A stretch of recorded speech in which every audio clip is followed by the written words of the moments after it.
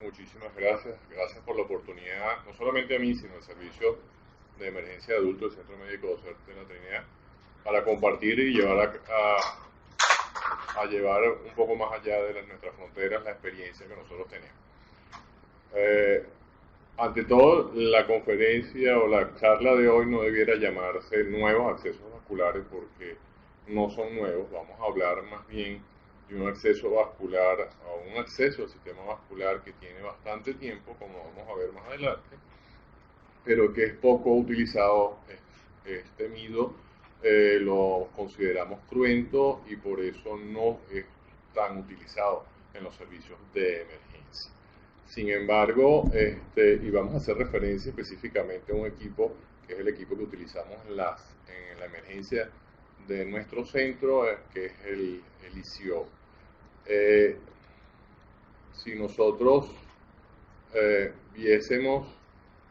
tuviésemos que hacer un acceso vascular y siempre estamos con el problema del acceso vascular en situaciones de emergencia, en situaciones complicadas, no solamente en adultos, sino en pediátricos, en pacientes que tienen caquexia, que hay disminución de la masa muscular, que han tenido procesos crónicos en los cuales hay desgaste corporal. Los accesos vasculares en situaciones de emergencia en situaciones rutinarias se hacen difíciles, en una situación de emergencia se hace muchísimo más. Es por eso que entonces siempre estamos en busca de alternativas que podamos utilizar durante la emergencia. El método o el acceso que vamos a hablar, el acceso intraóseo, es largamente conocido, en la cual se han utilizado varios sistemas. Vamos a ver cuáles son los sistemas más utilizados y vuelvo a repetir, nosotros utilizamos en la emergencia del Centro Médico de la Trinidad un equipo especial que vamos a ver acá y vamos a demostrar cuál es la utilización, además de que es muy fácil para realizar. Entonces el acceso intraóseo es una herramienta que nosotros tenemos que tener porque se presenta un problema clínico. Muchas veces ese problema clínico, ese problema clínico que se ve en muchísimos pacientes, casi 5 millones de pacientes, no se puede realizar accesos vasculares, son extremadamente difíciles en más de 7 millones de pacientes. Los paramédicos y los profesionales de enfermería de la sala de emergencia tiemblan cada vez que hay un paciente que no se le puede cateterizar una vía y es una situación de emergencia. Y por supuesto los médicos que trabajamos en la sala de emergencia no nos gusta o no entra nuestra pesadilla cada vez que el paciente no tiene un acceso vascular porque no podemos suministrar un medicamento para un tratamiento en una situación de emergencia.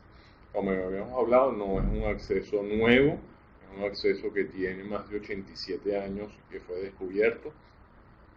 En 1922, Drinker, el mismo que hizo el pulmón de acero para la epidemia del polio, mencionó que el acceso intraóseo era una vía no colapsable del sistema cardiovascular y que podía ser utilizado. Se reportaron más de 4.000 usos en los años 40 y 50. Finalizó la guerra, se dejó el desuso, se dejó nada más para el uso militar, nada más lo utilizaban los militares en los campos de guerra porque no había quien lo aplicara en los servicios de emergencia civiles para la población civil. Sin embargo, en 1985 es descubierto por el doctor Olinsky cuando viaja a la India y pregona el uso y la necesidad de tener a mano un sistema, un acceso vascular no colapsable como es el acceso intraóseo, y es adoptado a partir de los trabajos de investigación desde el 2005 por la Asociación Americana del Corazón y por el Comité Europeo en Resucitación como una habilidad o una herramienta clase 2 para el acceso vascular. Entonces, las soluciones actuales para acceso vascular cuando falla el acceso intravenoso, bueno, podemos utilizar el tubo endotraqueal, no es recomendado. la vía subcutánea, la vía intramuscular, la vía rectal, la vía oral y la nasal con inhalaciones son vías erráticas donde no podemos dosificar bien lo que estamos administrando. Igualmente sucede con la vía sublingual y la vía transdérmica. Entonces son rutas que podemos utilizar, pero que dependen del flujo sanguíneo, dependen de la circulación que tenga la zona y no podemos cuantificar la cantidad de medicamento que se le está administrando o que se está absorbiendo en el cuerpo. El otro acceso es el acceso vascular central, es un alto costo, un alto riesgo y necesita un entrenamiento para evitar las complicaciones. Las indicaciones para el acceso intraóseo son las indicaciones para situaciones de emergencia que todos hemos vivido. Paro cardiorrespiratorio principalmente, convulsiones, traumas, shock, arritmias, deshidratación severa con colapso vascular o shock, quemaduras, sobredosis de drogas, coma, complicaciones agudas de diabetes, trauma cráneoencefálico, anafilaxias, insuficiencia cardíaca, insuficiencia respiratoria, falla renal, enfermedad cerebrovascular o infarto del miocardio. Fíjense que son todas situaciones en las cuales se necesita un acceso vascular y una terapéutica inmediata. Entonces, cuando nosotros el acceso vascular intravenoso no está disponible inmediatamente, nosotros debemos que tener en mente que la respuesta es el acceso intraóseo. El acceso intraóseo debe ser tempranamente considerado, debiera estar dentro de nuestras pautas de tratamiento. Se dice que tanto para adultos deben haber 2 intentos de acceso vascular periférico y si no hay el acceso vascular, después de 2 intentos debemos considerar y utilizar el acceso intraóseo. Para los niños en las situaciones que antes mencionamos es la primera opción para luego, después de haber resuelto la emergencia, proceder a cateterizar una vía periférica. La administración de medicamentos a través de los tubos orotraqueales ya no es recomendado para el uso de los tubos orotraqueales o la administración de medicamentos a través de los tubos orotraqueales no está recomendado actualmente. Entonces, se trata también en este tipo de situaciones de emergencia de evitar al máximo los catéteres venosos centrales. Mencionamos que son costosos, necesitan un entrenamiento largo para la colocación segura de estos catéteres. Hay predisposición si no se conservan todas las medidas de higiene y asepsia, antisepsia de contaminación e infección a través del catéter y pueden interrumpir las maniobras de reanimación. Entonces no se considera el uso de catéteres venosos centrales durante las maniobras de reanimación y durante las situaciones de emergencia.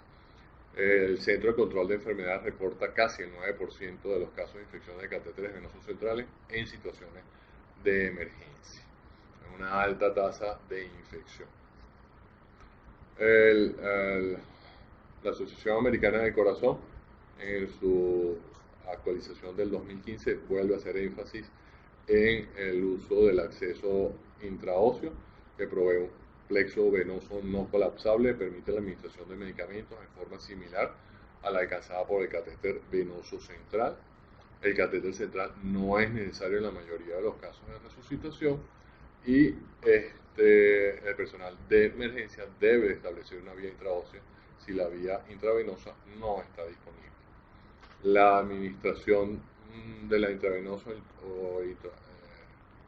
la administración de medicamentos a través de las vías intravenosas a la intraósea es preferible a la administración a través del tubo endotraqueal porque se prevé una vía más predecible para la administración de medicamentos y sus efectos farmacológicos.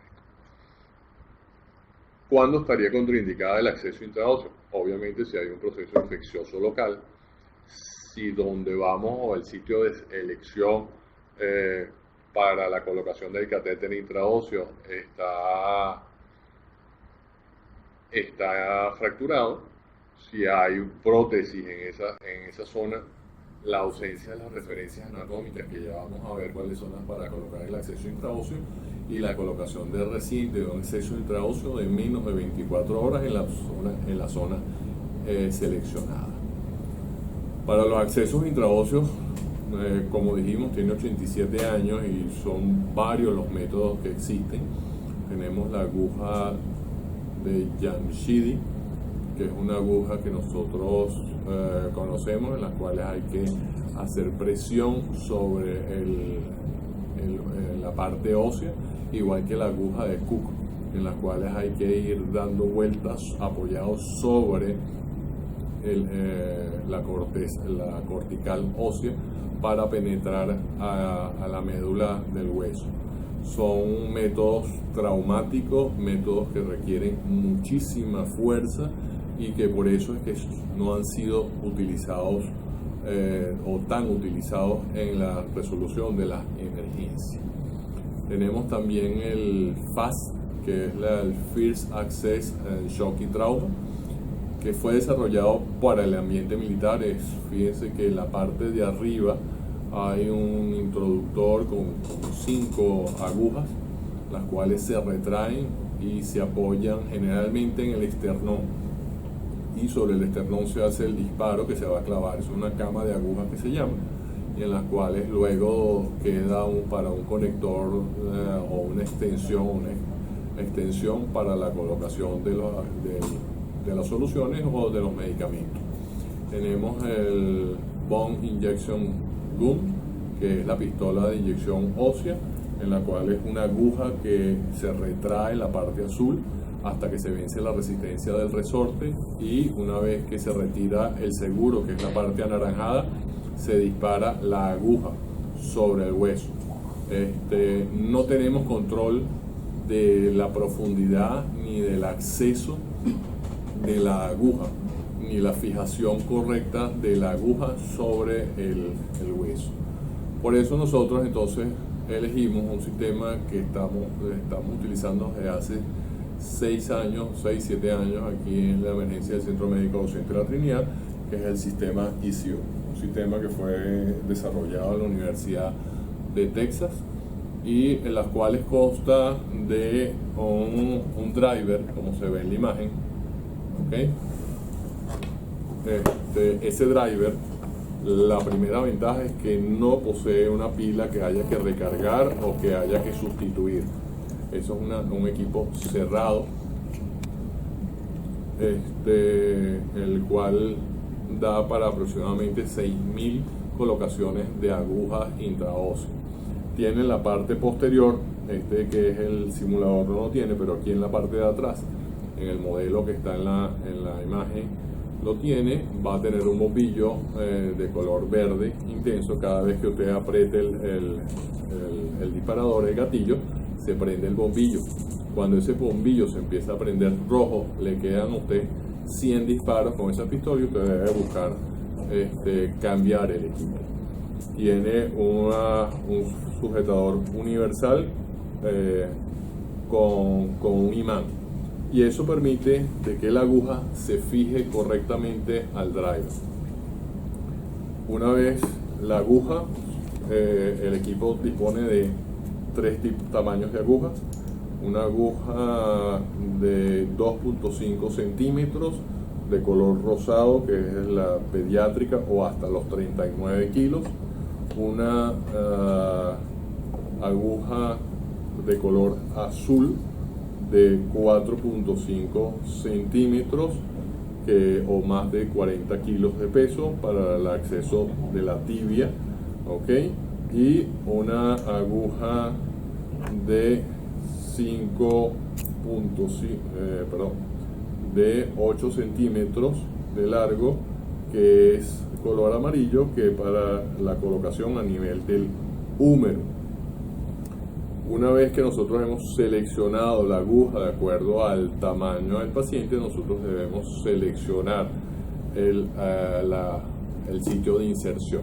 El sitio de inserción puede ser la tibia proximal, que es el que más utilizamos, debido a que si estamos en maniobras de reanimación o tenemos un paciente que tenemos que manejar la vía aérea, el acceso vascular está alejado, no hay conflicto entre los equipos que están unos manejando la vía aérea o dando masaje cardíaco y el otro que está administrando medicamentos. O también utilizamos el acceso humeral proximal, tibia distal lo reservamos más para el acceso pediátrico y no utilizamos el acceso esternón, aunque se pudiese utilizar. Para el acceso tibial proximal nosotros debemos ubicar, como se ve en la imagen, la tuberosidad tibial, ¿okay? Y de la tuberosidad tibial 1 centímetro hacia la cara interna de la tibia, donde vamos a ubicar donde vamos a realizar la limpieza, la asepsia, antisepsia, y donde vamos a ubicar el sitio de inserción. Una vez ubicado el sitio de inserción, ¿okay? Nosotros vamos a proceder a colocar nuestra aguja sobre el driver o disparador. Esto tiene un imán y una parte metálica, y hay un clic donde la aguja queda totalmente fija para que no sea fácilmente retirable. Una vez que yo he colocado y he fijado mi aguja, la aguja es adiamantada, tiene un corte diamantado que permite la fácil inserción sobre el hueso. Yo debo penetrar la piel, no hacer el disparo desde arriba, sino penetrar la piel, chocar contra el hueso, y una vez que yo choque con el hueso es que voy a hacer el disparo del taladro o driver. Una vez que choque con la piel, retiro mi driver, voy a retirar giro, que es el guiador, y en este momento con una inyectadora debiera hacer un bolo de inyección de 10 cc de solución 0,9. Eso es para la facilidad de romper la trabécula vascular y haya una mejor velocidad de flujo. Una vez que yo haya realizado eso, coloco la infusión y puedo empezar a utilizar el acceso intraóseo. ¿Por qué se puede ser el mejor sitio? Bueno, la tibial es porque es mejor velocidad de flujo, tiene menor presión, hay menos dolor y es más fácil para anestesiar. También el húmero proximal, el cual utilizamos en algunas situaciones, debemos ubicar la tuberosidad del húmero, ¿okay? Donde vamos a colocar la aguja, y ahí sí es específica, la aguja de color amarillo, la aguja de 5.5 centímetros para su inserción. Una vez que la aguja esté colocada a nivel humeral, el procedimiento sigue siendo el mismo. Se debe administrar un bolo de 10 cc de solución 0,9 para romper la trabécula del hueso y proceder a administrar los medicamentos a la solución. Fíjense bien, esto es tan buen acceso vascular que este es un acceso vascular humeral, y vamos a ver cómo es la velocidad del flujo. Fíjense, en el momento de inyección inmediatamente hay flujo y que llega por vena cava al corazón. ¿Okay? Es un excelente acceso vascular con una muy buena velocidad de infusión. No hay retardo en la infusión y debe ser considerado por nosotros para el acceso vascular en situaciones de emergencia. Con respecto a las velocidades de flujo y a las presiones, en la tibia da un flujo parecido o muy similar a un flujo con un catéter 22. En el húmero da un flujo parecido o muy similar a un catéter, si se hubiera colocado un catéter 16. ¿Okay? Sin embargo, nosotros, si queremos mantener un buen flujo, una buena presión de infusión, debemos utilizar infusores de soluciones a una presión de 300 milímetros de mercurio, y en la tibia, con esa presión de 300 milímetros de mercurio sobre la solución, podemos tener una velocidad de flujo de casi 900 cc por hora. Eso es aproximadamente de 15 cc por minuto. Y en el húmero, con esa misma presión, podemos tener hasta 5000 cc por hora, o sea, 83 cc por minuto. Están viendo que es un volumen de infusión bastante grande, muy bueno para la recuperación de sus situaciones de shock, para donde hay que reponer volumen o donde la administración y la absorción de medicamentos por una vía rápida y segura debe ser adecuada. Como mencioné, cuando colocamos el acceso intraóseo, un bolo rápido de 10 cc incrementa dramáticamente la velocidad de flujo en el intraóseo porque estamos rompiendo la trabécula vascular y eso permite la mayor velocidad de infusión. ¿Qué medicamentos podemos utilizar? Bueno, podemos utilizar todos los medicamentos. No hay diferencia con una vía periférica. Todos los medicamentos nosotros podamos administrar por una vía periférica, podemos administrar. Tenemos que tener en cuenta que por la vía periférica soluciones hipertónicas son de cuidado porque pueden producir necrosis. Igualmente las soluciones hipertónicas en el medio intravascular óseo también nos puede producir lesiones. ¿A qué dosis? Las dosis son las mismas que se administrarían a nivel de administración de vía intravenosa. La velocidad de flujo, un bolo rápido de 10 cc de solución salina debe ser administrado antes de cualquier infusión y para mantener esa velocidad de infusión hay que mantener la presión con un infusor a 300 milímetros de mercurio para poder mantener la presión. Quizás para el prehospitalario no, pero para los hospitalarios sí nos interesa que una de las partes importantes del trabajo de emergencia es determinar la química y la bioquímica del paciente.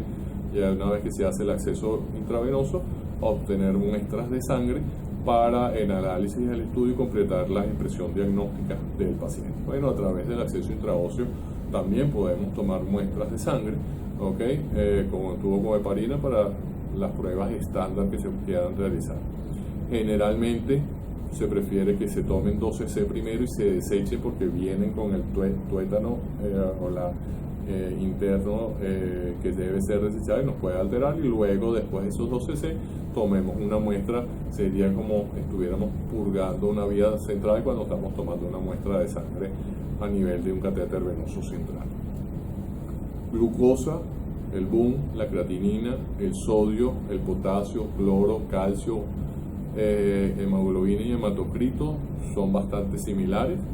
El CO2 fue bastante parecido al de la sangre venosa arterial, y lo que sí se altera obviamente es el contagio de glóbulos blancos. Fíjense bien que la creatinina en venoso 0,96, en el intraóseo sin haber lavado o lavado solamente con 2 cc es 0,78 y lavado con 6 cc es con 1,02. El BUN sí es igual y la glucosa es también bastante parecida a los resultados, son bastante confiables. El sodio, potasio y cloro son bastante similares, casi iguales, o sea que no podemos tenerlos como referencia y no hay que dudar del resultado obtenido a través de la muestra del acceso intraóseo. Y la cuenta blanca, como les mencioné, sí está alterada. La hemoglobina y hematocrito se mantiene. ¿Cuáles son las complicaciones de esto? Bueno, que se extravase líquido, y la extravasación de líquido puede ser a través de un síndrome compartimental, y esto es debido a una mala colocación del catéter, algo extremadamente extraño, y tenemos que hacer una fuerza, un movimiento muy brusco, que es una lujación del brazo o de la rodilla. Cuando estemos colocándolo, se fracture, a menos que haya el acceso intraóseo se ha colocado en personas con osteoporosis severa y no se ha presentado ningún problema. Quizás en uno o dos casos que he reportado de pacientes que tenían una osteogénesis imperfecta. Fallo humano o falla del equipo. En este equipo que nosotros hicimos mención, es el ICO, no hemos tenido nunca una falla, y la falla generalmente es una falla humana, falla del entrenamiento. Las infecciones indican los estudios que es menos del 0,6% y son de tejido blando. No se ha reportado nunca una infección de una osteomelitis. Y quizás lo que más le tiene todo el mundo miedo, que es el dolor. Tengo que decir que la mayoría de los pacientes que necesitan este acceso intraóseo están inconscientes, o sea que el dolor no debiera ser un problema. Sin embargo, debiéramos, para los pacientes que están conscientes, o debiera ser como una práctica rutinaria, una vez que nosotros antes de romper la trabécula con los ISC de solución, porque eso sí ejerce una fuerza de presión, colocar 12 cc de lidocaína al 2% a través del acceso intraóseo para hacer la anestesia de las terminaciones de las corticales, sobre todo. No debe ser un problema la colocación de la aguja. En los entrenamientos hemos hecho pruebas con personas que se han ofrecido para que se la coloquen y el dolor es mínimo. El dolor no sienten dolor al colocarse. El dolor mayor es cuando se está produciendo la infusión, y por eso es que se recomienda colocar 12 cc de lidocaína al 2% y luego administrar el bolo de infusión, porque la sensación es una sensación de presión a nivel de la extremidad. Obviamente el dolor está relacionado con la aguja, como mencioné, es mínimo. Se puede adormecer la piel del periósteo. El dolor con que se hace más frecuencia es a la infusión, y por supuesto el dolor psicológico. Cuando usted le dice a un paciente consciente que le va a colocar una aguja en el hueso, el paciente le pregunta ¿que usted va a hacer qué? Entonces uno debe conversar con la persona y decirle que no va a sentir dolor, que va a sentir una pequeña presión y que se le va a colocar de todas maneras anestésico local. ¿Okay? Entonces tenemos que hablar con el paciente. Esa era la información que nosotros queríamos hacerle llegar a ver del acceso intraóseo. Esperemos que se motiven a investigar, a buscar información, a entrenarse con el equipo del acceso intraóseo de su preferencia, el cual disponga y que sea mucho más accesible. Pero debemos tener en cuenta este acceso como una herramienta en la atención de las emergencias en todos nuestros centros y a nivel prehospitalario también. Muchísimas gracias.